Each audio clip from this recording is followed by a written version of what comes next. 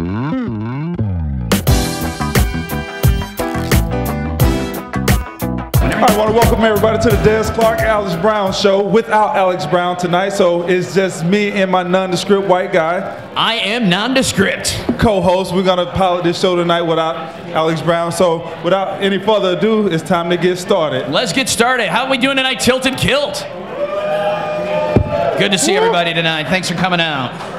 Like my co-host just mentioned, we do have a drawing at 8 o'clock for a special guest co-host to fill in for Mr. Alex Brown for a segment on our show. But let's get started. I should mention that we do have Kellen Davis, who will be here shortly to sit and talk some football with us. So if you have any Bears questions for you guys out there on cyberspace looking at us, you could call us at 773-382-8372. Another way you can get in contact with us is text me at 407-335-9499. Or if you're a tweet head and want to tweet us, you could tweet us at DesClark88 or at WCRT Chicago. And you can also follow us at those handles also. I almost called you Brian. Who the heck is Brian? I don't know. All right. Well, Brian, it sounds the same. No, not really. Well, I can tell you somebody who probably wants to go by a different name these days. That's Caleb Haney. Caleb Shamey? Caleb No Jobby? After this week. Caleb Canadian Football League? Well, if he's lucky. Josh McShamey? After 4 weeks of in-up quarterback play, what is the future for Caleb Haney? The future for Caleb Haney is probably, if he's lucky, the Canadian Football League. This is like my big little brother here. Your big little brother. As you see, he's quite a bit larger than me. But how you doing, Kellen? I'm doing good, bro. Nice to see you, man. I ain't seen you. Hey, I appreciate you coming. Nice sweater you got there, man. You like my sweater? Yeah. So you're going to start with the jokes already? I ain't starting with the jokes. I like your sweater. I see that hat that you got on is stretched to the max. Got some threads popping loose up there. But we won't talk about that. Okay. Yeah, but I'm quite sure you got a lot of jokes, a lot of old jokes. I'm going to just go ahead and get them out of the way. Uncle Dez. Are we regularly talking about old here? Well, he probably will. All right, Gramps, shut up. You can't talk about old. Just because I'm great Gramps doesn't mean I can't call you Gramps. And so we'll just call you nephew. Nephew, all right? Nephew Kellen. So how you been feeling, man? I know you had the arm injury and you still wearing that brace. How you feeling physically? You know, it's the end of the season, so a little beat up, but, you know, I'm good. Just got to deal with what you're dealt with and just push through, so it is what it is, you know. Yes, sir, and we're coming down to the final stretch of the season, 4-game losing streak after starting off at 7-3.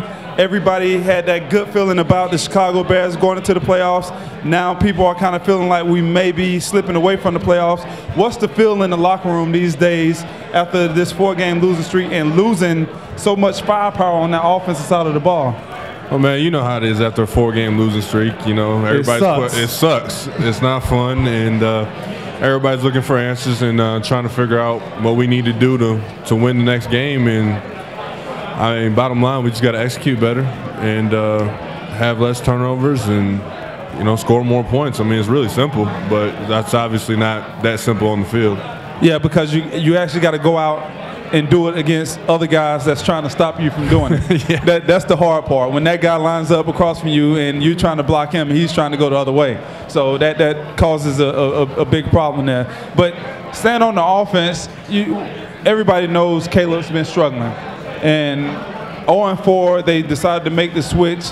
How has the new quarterback, Josh McCown, how has he been looking these last couple of days in practice, and what can we expect out of Josh that Caleb wasn't able to give us in the last 4 games?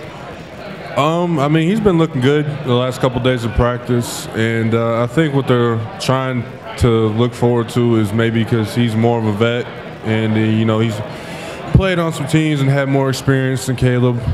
And I think that's what they're thinking he's going to bring to the table. And just talking about surgeries, I mean, Gabe Karimi had to go back in for another surgery. Another knee surgery, I know. And unfortunately, I wonder if Gabe Karimi is going to start to get that injury-prone tag. He had something similar while he was at Wisconsin. Comes out, plays a few games, gets injured, You know, and now he's got to go back for yet another surgery. He's this guy got to be able to come out and be that bookend tackle that we need. Well, just reading about the surgery that he's getting now, it's not to repair anything. It's to tighten up some of the ligaments and I guess the joints around that kneecap just to stabilize a little bit. The question that I have, and jumping down a little bit, is our GM, Jerry Angelo, he came out and said that they knew about him and his bad knee, but still, yet they went out and drafted him with the first-round pick. Not only did they draft him with the first-round pick, they kind of screwed over Baltimore with that pick, if I remember right. How did they screw over Baltimore? They had agreed to make a trade with Baltimore to jump over a draft. So, like, Baltimore, and I forget the exact numbers, say 26, right? Okay. And then Baltimore was waiting for the Bears to turn in the paperwork with the league so that the Bears could take the 26th pick rather than having the 28th pick. Okay. Time ran out while Jerry Angelo never turned in that paperwork, allowing whoever was number 27, and honestly I forget who it was, to make their pick. And when Baltimore lost their pick. No, they didn't lose it. They lost their spot. Well, yeah, but whom the 2017 picked was not Gabe Creamy anyway, so Jerry Angelo just shoved his hands in his pockets, never gave the compensation to Baltimore. Baltimore then quickly ran up to the podium and took their pick, and then the Bears went ahead and took Gabe Creamy. Wow. I mean, honestly, are we giving the MVP? Are we just awarding the MVP? First off, let's give a little credit to the Kansas City Chiefs. 3-1 versus the NFC North this year. You got it. A little credit to the Kansas City Chiefs. 3-1 against the NFC North. Only the Detroit Lions were able to beat the Kansas City Chiefs. So I guess we're going to give it to, but let's talk about Kansas City. Since they were the last team to beat the Green Bay Packers, they did so with a brand new coach. An interim head coach. Romeo Crennel is the interim head coach after kicking Todd Haley to the curb.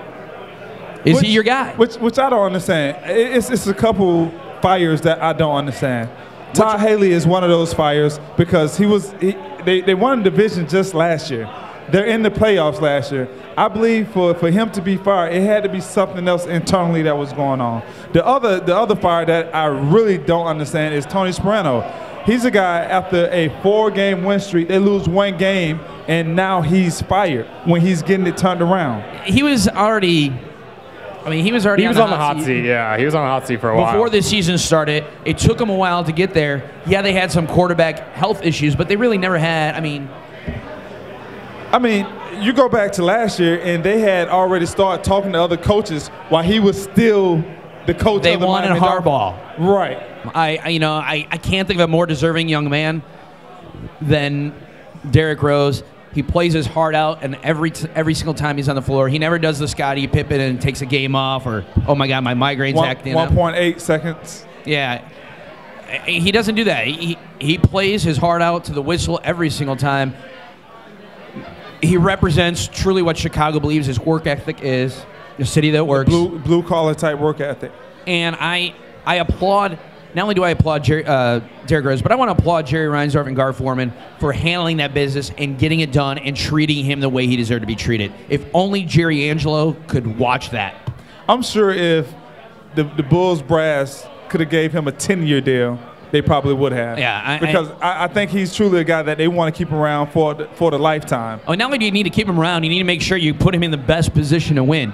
And last year in the playoffs, we saw that the Heat basically just brought the taller LeBron James up to defend him because we didn't have a two guard. We had Ronnie Brewer, Kyle Korver. I mean, not getting the job done. Not getting it done. So let's talk about who we just brought in, and he had his debut just the other night. Down in against Indianapolis. We're talking about Richard Hamilton Rip. And I think it was a great debut by Rip Hamilton. What I seen from him working with Rose in that backcourt, you're gonna see a formidable backcourt. You're seeing a guy who could get out on the break and run with Derrick Rose. You are my butler for one day, because we had the same record. No. We had the same record, but I went to the playoffs and you didn't, buddy. You were in a division with two owners that you didn't even know. It was one owner. Set their lineups. It was one.